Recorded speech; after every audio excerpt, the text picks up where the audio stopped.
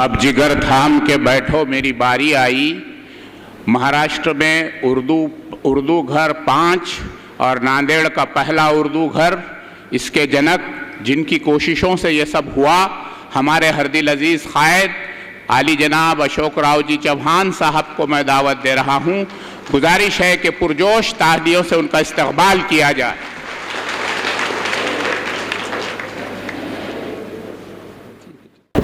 आज उद्घाटन पर प्रोग्राम में यहाँ मौजूद महाराष्ट्र के अल्पसंख्यक मंत्री हमारे साथी नवाब मलिक भाई, इस डिपार्टमेंट के राज्य मंत्री विश्वजीत कदम जी, हमारे साबिका वज़ीर, उर्दू होने के नाते आज थोड़ा बहुत मैं भी कोशिश करता हूँ, साबिका वज़ीर नसीम खान जी, जिन्होंने इसकी नींव रखी, कोनशिला रखी इस बिल्डिंग की 2014 में। मैं समझता हूँ जब अज़हरुद्दीन जी यहाँ पर आए थे, मैं था और नसीम भाई थे। अमरनाथ राजूरकर, हमारे एमएलए हम्बर्डे जी, डीपी सावंत जी, माधवराव जवळगावकर जी, हमारी मेयर मोहिनी येवनकर, जिला परिषद की अध्यक्षा Amulgekar Tai, Shrimati Jayashree Mukherjee, additional chief secretary अल्पसंख्यक विभाग doctor Vipin Itankar, collector Nanded Varshatai Thakur, CO Zilla Parishad doctor Sunil Lahane, commissioner महानगर पालिका श्री प्रमोद शेवाड़े, डीएसपी नांदेड़, हमारे मसूद खान डिप्टी मेयर, वीरेंद्र सिंह गाड़ी वाले, पार्टी लीडर महापालिका के, साबिका मेयर अब्दुल सत्तार भाई, एडवोकेट मोहम्मद खान पठान, शमीम अब्दुल्ला जी नगर सेवक, चांद पाशा कुरैशी जी नगर सेवक, अब्दुल गफ्फार भाई नगर सेवक, रहमान सिद्दीकी जी, मुंतिजोद्दीन, आनंद चौहान, सतीश देशमुख, किशोर स्वामी, लियाकत अंसारी, अब्दुल फ़हीम, सलाम भाई चावलवाला, मंच पे बैठे हुए तमाम मेरे साथी, यहाँ पर इस प्रोग्राम में शरीक हुए हमारे सभी नौजवान साथियों, बुज़ुर्गों, दोस्तों, माता और बहनों, अस्सलाम वालेकुम। मैं नवाब भाई का शुक्रिया अदा करता हूँ कि आज उन्होंने मैंने उनको विनती की, नसीम खान और विश्वजीत भाई को भी मैंने कहा, आज का दिन बहुत अहम दिन है हमारे सबके लिए। शंकरराव चौहान साहब की जयंती, बरसी कहते हैं शायद हिंदी में, और जयंती है। उस जयंती के दिन पर हमको आज इसकी इनॉग्रेशन करना है, क्योंकि तकरीबन 5-6 साल से इसकी इनॉग्रेशन बहुत डिले हो गई थी। पिछली सरकार ने न्यू इसकी हम लोगों ने रखी 2014 में, और 14 के बाद में आज हम 21 में हैं, तो तकरीबन 6-7 साल निकल गए कि जब ये बिल्डिंग पूरी होकर भी इसका इनॉग्रेशन, इसका ओपनिंग ये पिछली सरकार ने किसी कारण नहीं किया। उस इतिहास में मैं नहीं जाना चाहता हूँ, पर डिले हो गया तो मैं कहूँगा देर आए दुरुस्त आए। अपनी सरकार आ गई, आपने चुनी हुई सरकार आ गई, और इसीलिए महाविकास आघाड़ी की ओर से इसका इनॉग्रेशन आपके मौजूदगी में हमें करते हुए बड़ी खुशी है। और आज ये हॉल जो है और ये बिल्डिंग जो है, उर्दू की तालीम के लिए, उर्दू के बढ़ावे के लिए, उर्दू लैंग्वेज को ज़्यादा से ज़्यादा लोगों में प्रसार होने के लिए इस बिल्डिंग का, इस इमारत का, इसकी उपयोगिता होनी चाहिए, इसका इस्तेमाल होना चाहिए, ये इसके पीछे का मकसद है। उर्दू घर जब मैंने आने के बाद, पालक मंत्री दोबारा बनने के बाद में मैंने मीटिंग ली, मैंने इनसे कहा कि भाई ये शादी खाना मत बनाओ इसको, वरना शादी खाना हो जाएगा। तो शादी खाना इसका नहीं बनना है, उसका इस्तेमाल उर्दू के लिए होना चाहिए। उर्दू की लाइब्रेरी होनी चाहिए, बच्चों की पढ़ाई के लिए होनी चाहिए, उर्दू के लिए आपको मुशायरा है, फंक्शंस है, कोई लेक्चर्स है, सेमिनार्स है, उसके लिए होनी चाहिए। और इसका इस्तेमाल अगर सही ढंग से होगा तो उर्दू के लिए निश्चित तौर पर हम इसको इस्तेमाल कर सकते हैं। तो इसीलिए मैंने कलेक्टर से कहा और नवाब भाई से भी मैंने कहा कि इसका एक जीआर निकालिए, और इसमें ज़िला परिषद के टीचर्स हैं, हमारी म्यूनसिपल कॉरपोरेशन को इन्वॉल्व कीजिए, यूनिवर्सिटी को इन्वॉल्व कीजिए, आपका डिपार्टमेंट इसमें इन्वॉल्व कीजिए और सबके कंबाइंड एफर्ट से, सबकी मेहनत से उर्दू के लिए इस चीज़ का इस्तेमाल यहाँ पर करेंगे तो मैं समझता हूँ बड़े पैमाने पर यहाँ पर मैं उर्दू टीचर्स हमारी काफ़ी हैं, नांदेड़ ज़िला परिषद में है, कॉरपोरेशन में उर्दू टीचर्स हैं, उनको भी हम यहाँ पर कुछ हद तक उनका इस्तेमाल करके उनको यहाँ पर बच्चों के लिए उनको तालीम देने के लिए, उनको ट्रेन करने के लिए और उर्दू की पढ़ाई करने के लिए भी यहाँ पर निश्चित तौर पर क्लासेस हम लोग कंडक्ट कर सकते हैं। मैंने देखा यहाँ पर अच्छी क्लासेस, यहाँ पर उन्होंने पूरे कुर्सियाँ लगी है, ब्लैक बोर्ड्स लगे हुए हैं, अच्छी यहाँ पर फैसिलिटीज़ उपलब्ध है, रहने के लिए गेस्ट रूम भी बना के रखा है और आज मैं समझता हूँ मुशायरे का प्रोग्राम हम आने से पहले यहाँ पर संपन्न हुआ ऐसे मैं समझता हूँ। तो यहाँ पर काफ़ी अच्छी फैसिलिटीज़ यहाँ पर निर्माण हुई है और नवाब भाई ने और उनसे और हमारी सरकार जब 2014 में थी तब भी महाराष्ट्र के कई ज़िलों में जहाँ पर माइनॉरिटी की ज़्यादा तादाद में लोग हैं वहाँ पर ये उर्दू घर का कॉन्सेप्ट ये नागपुर में शायद बना है, यहाँ पर भी है और अन्य जगहों में भी हमने उर्दू घर की वहाँ पर काफ़ी बड़े पैमाने पर उसमें मदद की है। तो मैं समझता हूँ ये बहुत बड़ी उपलब्धि है और मुझे खुशी है कि हमारी मुखर्जी मैडम, मैं समझता हूँ हमारी जिला परिषद की एक ज़माने में सीईओ हुआ करती थी, if I am not wrong, मैं समझता हूँ सही है ना, she was Mrs Mukherjee you are CEO of Zila Parishad here if I am not mistaken. देखिए तो फर्क तो पड़ता है, एक पहली पोस्टिंग का तो आदमी को याद तो रहता है कि मैं यहाँ पहली थी यहाँ पर इसलिए कुछ करना चाहिए। तो मैं उम्मीद करता हूँ मंत्री भी हमारे दोस्त हैं और आप यहाँ की पहली सीईओ है तो आइंदा आने वाले समय में जितनी मदद चाहिए आपका माइनॉरिटी डिपार्टमेंट हमें देते रहेगा, ऐसे मैं उम्मीद करता हूँ, ताकि जो लोगों की इच्छाएं अपेक्षाएं हैं उनको पूरा करने में पूरी मदद हो जाएगी। आज यहाँ पर कुछ चीज़ों का बयान मैं आपके सामने नवाब भाई करना चाहूँगा। एक तो यहाँ पर हमारे पास में मेडिकल कॉलेज है, इंजीनियरिंग कॉलेज है और हमारी अल्पसंख्यक जो हमारे स्टूडेंट्स हैं उनके लिए हमको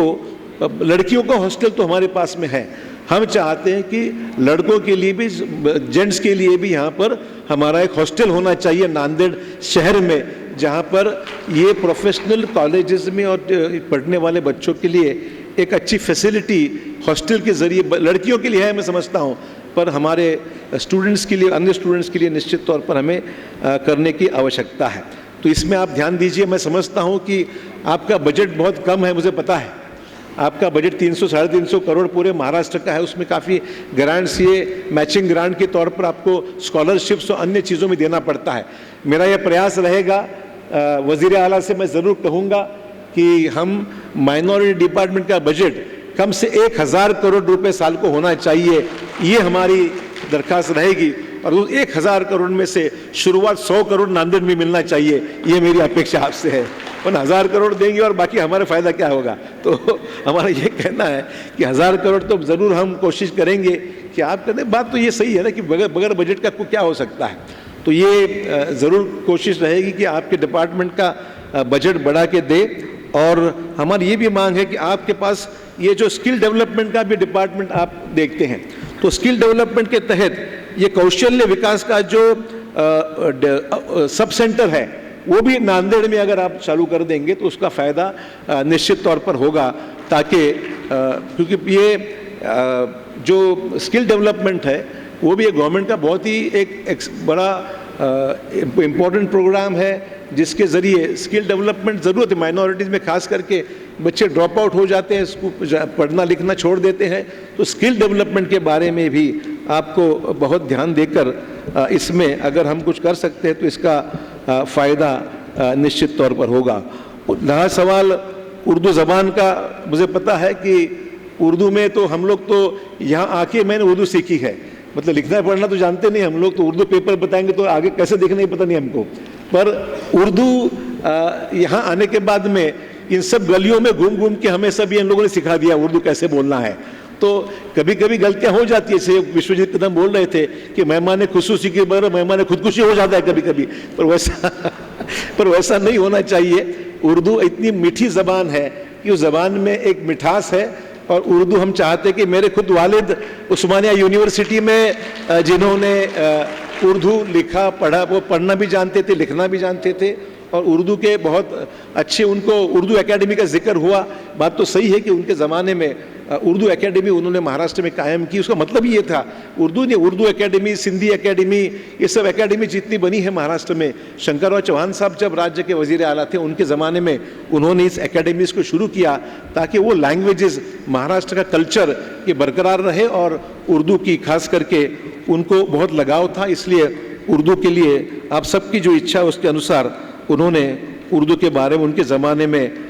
बहुत कुछ काम किया है। तो उर्दू एक हमारे लिए एक बहुत ही, मैं समझता हूँ कि जज्बाती बात है, हमारा लगाव है। हम समझते हैं कि इसके लिए भी जो भी करना है वो आने वाले समय में हमको कोशिश करनी होगी। और मुझे पूरा भरोसा है कि नवाब भाई के कोशिश से और उनकी मेहनत से, हमारे दोस्त हैं, पहले से ही हमारी उनसे एक अच्छा संबंध रहा है, और महाविकास आघाड़ी में एक बहुत इम्पोर्टेंट पोर्टफोलियो उनके पास है। तो मैं समझता हूँ पूरे महाराष्ट्र में आज हमारे पास कई डिमांड्स आती है, जैसे मैंने कहा शादी खाने की डिमांड है, आपकी कब्रिस्तान की डिमांड्स है कि कंपाउंड वॉल बनाओ, कुछ ना कुछ इतनी सारी, मैं समझता हूँ हमारे एमएलएज बड़े पैमाने पर आते रहते हैं और डिमांड है उनकी, भाई हमारी ये सब जो चीज़ें माइनॉरिटी से संबंधित है, पैसे की आवश्यकता है। तो कुछ हद तक डीपीडीसी से मैं पैसे देते रहता हूं ताकि वहां से इसका जो भी ज़रूरत है वो पूरी कर सके, पर डीपीडीसी के पैसे पूरे नहीं होते हैं, मैं समझ रहा हूं। और नवाब भाई भी मुझे बोल रहे थे पैसे की प्रॉब्लम है, जिसके वजह से जितनी आवश्यकता है उतना हम कर नहीं पाते हैं। तो इनकी बात सही है, हम कोशिश करेंगे कि इनकी डिमांड बजट जो है उसकी रिक्वायरमेंट हम पूरी कर सकें। और ख़ास करके नसीम भाई, हम लोग फ़्लाइट से साथ में आए तो मेरी बात हो रही थी, मैंने कहा दिलीप कुमार जी, जिनको पूरा उसका ओरिजिनल नाम जिनका यूसुफ खान था, यूसुफ खान जी, दिलीप कुमार जी, जो शंकरराव चौहान साहब से बहुत करीबी संबंध थे, उनका एक पहचान थी और बहुत पुराने ज़माने से उनका एक अच्छा करीबी रिश्ता था। तो मरहूम दिलीप कुमार जी आज नहीं रहे और उनके नाम से इस उर्दू घर का नामकरण किया जाए, ये यहाँ पर बात नसीम भाई ने की, मैं उसकी तायद करता हूँ और उम्मीद करता हूँ कि ये फैसला निश्चित तौर पर हमारे नवाब भाई करेंगे ताकि हमेशा दिलीप कुमार जी की याददाश्त, मैं समझ महाराष्ट्र में पहला ये फैसला होगा कि दिलीप कुमार जी के नाम से कोई चीज़ बने। बहुत एक पुराने एक्टर थे और बहुत लगाव था, और नांदेड़ में भी एक ज़माने में आना जाना उनका था, आकर भी गए 2-3 बार फंक्शन में भी चौहान साहब के साथ में वो आए थे। तो ये मैं समझता हूँ हमारे लिए बहुत अहम बात है। तो जैसे मैंने यहाँ कहा कि इस हॉल को कलेक्टर से मैं ये कहूँगा, इसको ऐसे जो दिख रहा है, इतना शानदार दिख रहा है, वैसा 10-20 साल तो दिखना ही चाहिए। तो इसकी मरम्मत, इसको देख रेख, इसकी जो खर्चा करना है, इसको अच्छा खूबसूरत दिखे, हमेशा के लिए एक मेंटेन रहे, और इसका एडमिनिस्ट्रेशन कंट्रोल रहना चाहिए, उसके ऊपर ध्यान देने की आवश्यकता है। और इसमें चाहे फिर वो मुशायरा हो, कॉन्फ्रेंस हो, सेमिनार हो, ड्रामाज हो, फंक्शंस हो, इसके लिए इसका इस्तेमाल होना चाहिए। मैं तो कहूँगा इमरान प्रतापगढ़ी भी हमारे आजकल AICC ने उनको माइनॉरिटी का उनको अध्यक्ष सदर बनाया है। इमरान भाई भी नांदेड़ बड़े मशहूर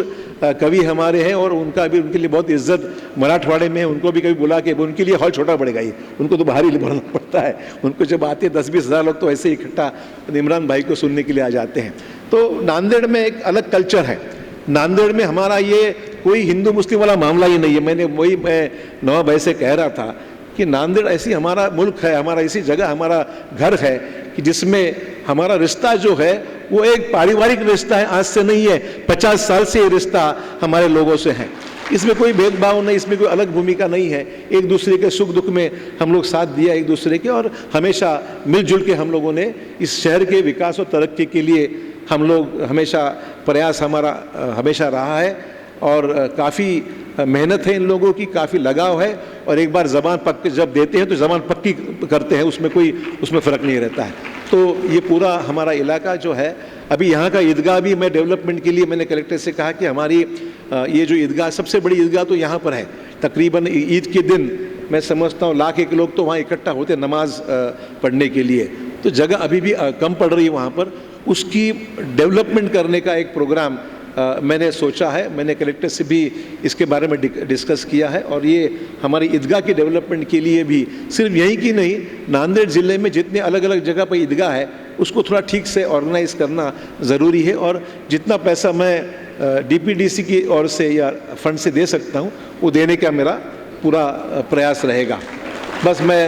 ज़्यादा वक्त नहीं लूँगा। मुझे खुशी है आज ये बहुत एक शानदार जगह यहाँ पर इसका इनॉग्रेशन हुआ है। बहुत ही बेहतरीन,